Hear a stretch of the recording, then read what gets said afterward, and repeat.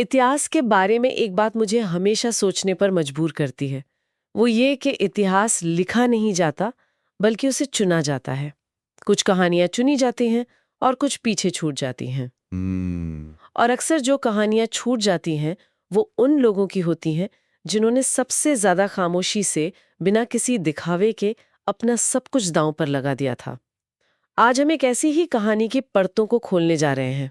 और ये कहानी इस बात की भी मिसाल है कि कभी-कभी इतिहास को बचाने के लिए भी एक तरह से जासूसी करनी पड़ती है। हाँ, एक भूली ही कड़ी को ढूंढने के लिए कई सालों तक सुरागों के पीछे भागना पड़ता है। बिल्कुल। आज हम बात कर रहे हैं उत्तराखंड राज्य आंदोलन की एक ऐसी नायिका की जिनका नाम शायद ही किसी ने सुना हो, सुंदरी नेगी।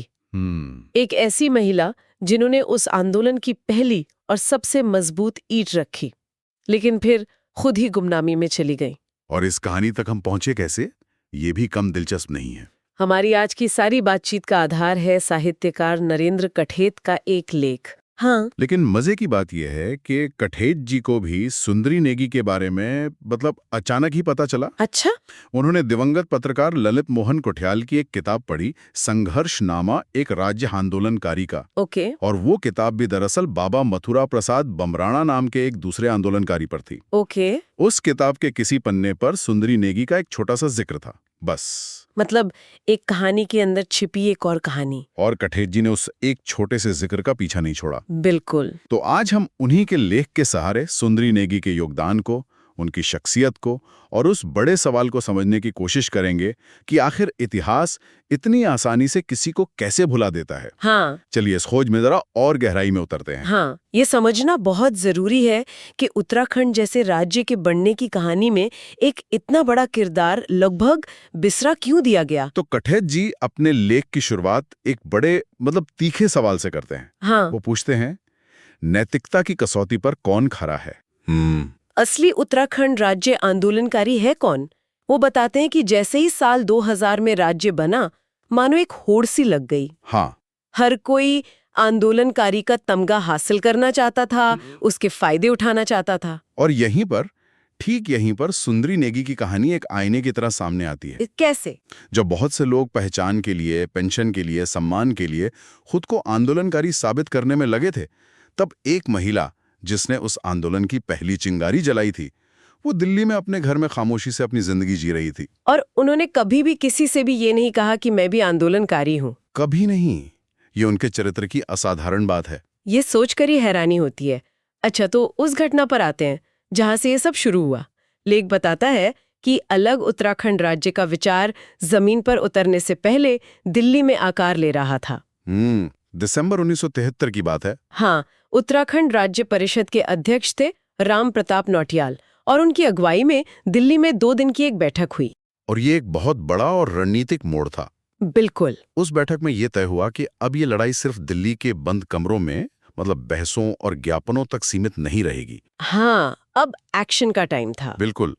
इस आंदोलन की गूंज अब पहाड़ की जमीन पर सुनाई देनी चाहिए। और इसके लिए तय हुआ कि भूख हड़ताल और धरने प्रदर्शन जैसे तरीके अपनाए जाएंगे, ताकि सरकार पर सीधा दबाव बने। हाँ, ये आंदोलन को दिल्ली के, कह सकते हैं, बौद्धिक दायरे से निकालकर उत्तराखंड की आम जनता के बीच ले जाने की एक सोची समझी रणनीति थी। सही बात है। योजना ये बनी कि कुमाऊं कमिश्नरी में मजदूर नेता प्रताप सिंह बिष्ट एक महिला के साथ अनशन पर बैठेंगे। और ठीक इसी तरह गढ़वाल मंडल के मुख्यालय पौड़ी में भी। हाँ, पौड़ी में भी एक पुरुष और एक महिला अनशन करेंगे। पुरुष प्रतिनिधि का नाम तो आसानी से मिल गया। गढ़वाल से एक जोशीले नौजवान थे, मथुरा प्रसाद बमराड़ा। वो तुरंत तैयार हो गए। लेकिन असली मुश्किल आई महिला प्रतिनिधि को लेकर। हाँ, कोई भी महिला इस सीधी टक्कर के लिए आगे आने को तैयार नहीं हो रही थी। ये 70 का दशक था। एक महिला का घर से निकलकर इस तरह के राजनीतिक अनशन पर बैठना बहुत बड़ी बात थी। बहुत बड़ी बात। और यहीं पर कहानी का सबसे अहम मोड़ आता है। जब कोई नहीं मिला तब दिल्ली डाक विभाग में काम करने वाले गोविंद सिंह नेगी की पत्नी श्रीमती सुंदरी नेगी का नाम सामने आया। और ये जानना बहुत जरूरी है कि वो कोई पेशेवर राजनेता या समाज सेविका नहीं थी। नहीं, बिल्कुल नहीं। वो एक आम गृहिणी थी, एक सामान्य हाउसवाइफ। जिन्होंने एक ऐसे काम की जिम्मेदारी ली जिसके लिए बड़ी बड़ी नेता भी हिचक रही थीं। और ये कोई छोटा मोटा फैसला नहीं था। सोचिए, एक औरत अपने परिवार, अपनी स्थापित जिंदगी को छोड़कर दिल्ली से एक अनजान शहर पौड़ी जा रही है, आमरण अनशन पर बैठने के लिए। ये अपने आप में एक क्रांतिकारी कदम था। उन्होंने सिर्फ अनशन पर बैठने का फैसला नहीं किया था, बल्कि समाज की उस सोच को भी चुनौती दी जो महिलाओं को घर की चारदीवारी तक ही सीमित रखती थी। इसके बाद जो तारीख आई वो उत्तराखंड के इतिहास में दर्ज हो गई। 10 जनवरी 1974 सुबह के 11 बजे सुंदरी नेगी और मथुरा प्रसाद बमराणा ने पौड़ी कलेक्ट्रेट के सामने अपना आमरण अनशन शुरू कर दिया। और लेख बताता है कि शुरुआत बेहद ठंडी थी। हाँ, दिल्ली से उनके साथ करीब 2 दर्जन लोग तो आए थे, लेकिन पौड़ी में स्थानीय लोगों का कोई खास समर्थन नहीं दिख रहा था। और यहीं पर उनकी हिम्मत और इरादे की असली परीक्षा थी, है ना? बिल्कुल। आप एक अनजान जगह पर हैं, स्थानीय लोग आपको जानते नहीं, प्रशासन आप पर नजर रखे हुए है। और आप एक ऐसे मकसद के लिए बिना कुछ खाए पिए बैठे हैं जिसका अंजाम क्या होगा किसी को नहीं पता। उनके पास सिर्फ एक चीज थी, अपने मकसद पर अटूट विश्वास। लेकिन धीरे धीरे तस्वीर बदलने लगी। कुछ दिनों बाद छात्र संघ उनके समर्थन में आया, फिर व्यापार मंडल ने भी बाजार बंद कराने में मदद की। पर कहानी में असल मोड़ तब आया जब कुदरत ने खुद एक किरदार निभाया। मतलब? उन दिनों पौड़ी में भयानक बर्फबारी हुई। अच्छा, और ये सिर्फ मौसम का बदलना नहीं था, ये आंदोलन के माहौल का बदलना था। बिल्कुल। आसपास के गांवों से, जैसे च्विंचा और बेंजवाड़ी से, औरतें झुंड बनाकर सिर्फ ये देखने आती थीं कि आखिर ये कौन लोग हैं। हाँ। एक मर्द और एक औरत जो इस गला देने वाली ठंड और बर्फ में भी डीएम ऑफिस के सामने खुले में बैठे हैं। वो जानना चाहती थी कि ऐसी क्या वजह है। सही बात है। वो अनशन अब सिर्फ एक राजनीतिक मांग नहीं रह गया था, वो एक मानवीय तपस्या बन गया था। बर्फ की चादर पर बैठे उन 2 लोगों को देखना, खासकर एक महिला को इस तरह तप करते देखना, ये स्थानीय लोगों के दिलों को छू गया। हाँ, खासकर महिलाओं ने उनके दर्द को महसूस किया और भावनात्मक रूप से उस आंदोलन से जुड़ गईं। ये वो चिंगारी थी जिसकी योजना दिल्ली में बनी थी। बिल्कुल। उनकी खामोश तपस्या ने वो कर दिखाया जो शायद हजारों नारों से भी नहीं हो पाता। इसने आंदोलन को जमीन से, वहां की मिट्टी से जोड़ दिया। लोगों को लगा कि ये लड़ाई अब सिर्फ दिल्ली के नेताओं की नहीं, बल्कि हमारी अपनी लड़ाई है। बिल्कुल। और इस खामोश तपस्या की गूंज लखनऊ तक भी पहुंच गई थी। अच्छा। उत्तर प्रदेश के तत्कालीन मुख्यमंत्री हेमवती नंदन बहुगुणा तक भी ये खबर पहुंच चुकी थी। तो जाहिर है प्रशासन पर दबाव बहुत बढ़ गया होगा। बहुत ज्यादा। दिल्ली से आए 2 लोग पौड़ी में आमरण अनशन पर हैं और बर्फबारी के बीच उनकी हालत लगातार बिगड़ रही है। सरकार के लिए ये एक बहुत ही अजीब और मुश्किल स्थिति थी। हाँ। एक तरफ आंदोलनकारी अपनी मांग से पीछे हटने को तैयार नहीं थे, और दूसरी तरफ उनकी बिगड़ती सेहत किसी भी अनहोनी को दावत दे सकती थी। और उसकी जिम्मेदारी सीधे सीधे प्रशासन पर आती। अनशन का 10वां दिन आते आते सुंदरी नेगी की हालत काफी नाजुक हो गई थी। तब पौड़ी के कुछ जिम्मेदार और समझदार नागरिकों ने पहल की। इनमें कांग्रेस के नेता रामदयाल सिंह पटवाल, गोविंद लाल ढींगरा और व्यापार संघ के कुछ सदस्य शामिल थे। और सम्मानजनक रास्ता सुझाया। क्या किया उन्होंने? वो लोग सुंदरी नेगी और मथुरा प्रसाद बमराणा के पास गए और उनसे आग्रह किया कि आपका मकसद पूरा हो चुका है। मतलब? आप दिल्ली से जो चिंगारी जलाने आए थे, वो पूरे पहाड़ में एक मशाल बनकर फैलने के लिए तैयार है। उन्होंने भरोसा दिलाया कि अब ये लड़ाई पौड़ी की जनता लड़ेगी। हम इसे गांव-गांव, घर-घर तक लेकर जाएंगे। और जनता के इसी भरोसे पर 20 जनवरी 1974 को सुंदरी नेगी और बमराणा जी ने कमिश्नर सिंघा और जिलाधीश हेमेंद्र कुमार के हाथों जूस पीकर अपना 10 दिन का ऐतिहासिक अनशन तोड़ा। इसे अनशन की हार नहीं, बल्कि सबसे बड़ी जीत माना जाना चाहिए। हाँ, क्योंकि उनका लक्ष्य था आंदोलन का पहाड़ में श्री गणेश करना। और वो काम उन्होंने बखूबी कर दिया था। लेकिन इसके बाद जो हुआ, वो जितना हैरान करता है, उतना ही दुख भी देता है। हाँ, और यही इस कहानी का सबसे चौंकाने वाला हिस्सा है।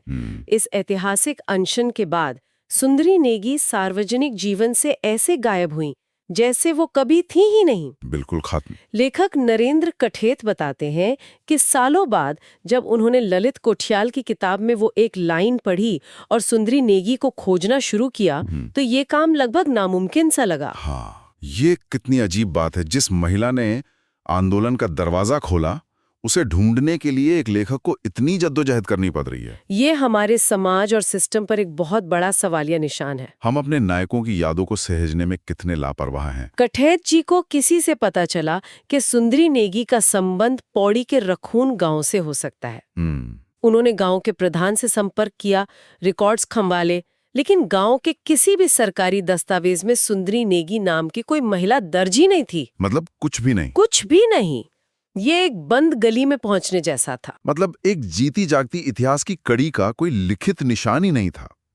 ये दिखाता है कि खासकर महिलाओं के योगदान को हमारा समाज कितनी आसानी से कर्तव्य मानकर भुला देता है। सही बात है। अगर यही कोई पुरुष नेता होता तो शायद उसके नाम पर कई रिकॉर्ड्स और कहानियां मिल जाती। काफी खोजबीन के बाद आखिरकार एक सुराग मिला। रखूण गांव के ही एक सज्जन नरेंद्र सिंह गुसाई जो दिल्ली में रहते थे, उनसे संपर्क हुआ। अच्छा। जब कठैत जी ने उनसे सुंदरी नेगी के बारे में पूछा तो फोन के दूसरी तरफ से जो जवाब आया वो दिल तोड़ने वाला था। क्या कहा उन्होंने? उन्होंने कहा, कठैत जी, दीदी तो अब नहीं रही। 24 मई 2018 को रोहिणी में दीदी ने अंतिम सांस ली। मतलब जब तक इतिहास उन्हें ढूंढ पाता तब तक वो खुद इतिहास बन चुकी थी। हाँ। ये सुनकर बहुत अफसोस होता है कि कठेत जी उनसे मिल नहीं पाए। और यहीं से लेखक के सामने एक नई चुनौती खड़ी हो गई। अब कहानी सिर्फ उन्हें ढूंढने की नहीं थी, बल्कि उनकी यादों को, उनके पीछे छूटे निशानों को किसी जासूस की तरह जोड़ने की थी। बिल्कुल। इसके बाद कठेत जी ने उनकी बेटी नीतू से बात की ताकि उनकी माँ की जिंदगी और उनकी शख्सियत के बारे में कुछ और पता चल सके। नीतू ने जो बताया उससे सुंदरी नेगी की एक धुंधली सी तस्वीर बनती है। क्या पता चला? उन्होंने बताया कि उनकी दिल्ली वाले घर पर नेताओं और सामाजिक कार्यकर्ताओं का आना जाना लगा रहता था।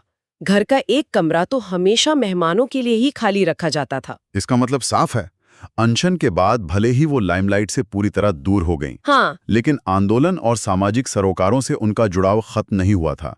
वो पर्दे के पीछे रहकर खामोशी से अपना योगदान देती रही। हाँ, नीतू ने एक बहुत खास याद भी साझा की।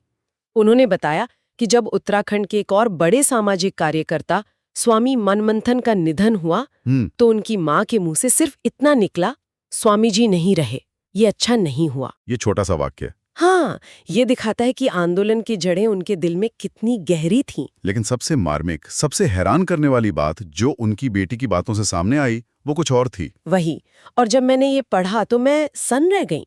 उनकी बेटी नीतू ने बताया कि सुंदरी नेगी ने अपने इस ऐतिहासिक योगदान की चर्चा कभी अपने बच्चों से भी नहीं की। क्या? उनके बच्चों को पता ही नहीं था कि उनकी माँ ने उत्तराखंड आंदोलन के लिए इतना बड़ा और साहसी काम किया था। जरा सोचिए इस बारे में।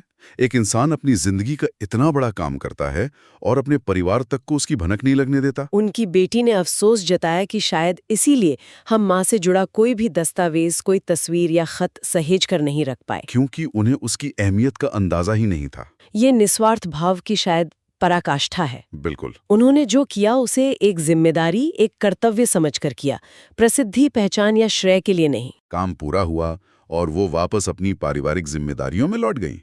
आज के दौर में जहां लोग छोटे से काम का भी ढिंढोरा पीटते हैं, ऐसे चरित्र की कल्पना करना भी मुश्किल है। हाँ, ये वो लोग थे जो काम को खुद से बड़ा मानते थे, विचार को व्यक्ति से बड़ा मानते थे। बिल्कुल। नरेंद्र कठेत अपने लेख के अंत में इसी बात पर अफसोस जताते हैं कि राज्य बनने के बाद भी सुंदरी नेगी को कोई पहचान नहीं मिली। न उन्होंने कभी कुछ मांगा, न किसी सरकार या संगठन ने उन्हें याद किया, और वो एक दिन चुपचाप इस दुनिया से चली गई। लेकिन वो भले ही चली गईं, हाँ, 10 जनवरी से 20 जनवरी 1974 की वो तारीखें, पौड़ी की वो बर्फबारी और उनका वो खामोश अनशन, ये सब उनकी नैतिक साहस और कर्तव्य बोध की ऐसी गवाहियां हैं जिसे अब कभी नहीं भुलाया जा सकता। देवभूमि की इस महान आत्मा को हमारा भी सलाम। और सोचिए, उनकी कहानी हम तक सिर्फ इसलिए पहुंची क्योंकि एक लेखक ने एक किताब में छुपे एक छोटे से जिक्र को अनदेखा नहीं किया। हाँ, उन्होंने उस धागे को पकड़ा और खींचते चले गए,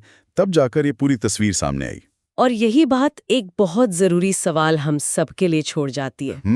हमारे अपने शहरों में, हमारे अपने इतिहास में ऐसी और कितनी सुंदरी नेगी होंगी। कितनी कहानियां हैं जो किसी पुरानी डायरी के पन्ने में या किसी बुजुर्ग की धुंधली याद में दबकर रह गई हैं। जब हम ऐसे निस्वार्थ योगदानों को भूल जाते हैं तो हम अपनी सामूहिक विरासत का, अपनी पहचान का कितना बड़ा और कीमती हिस्सा हमेशा के लिए खो देते हैं।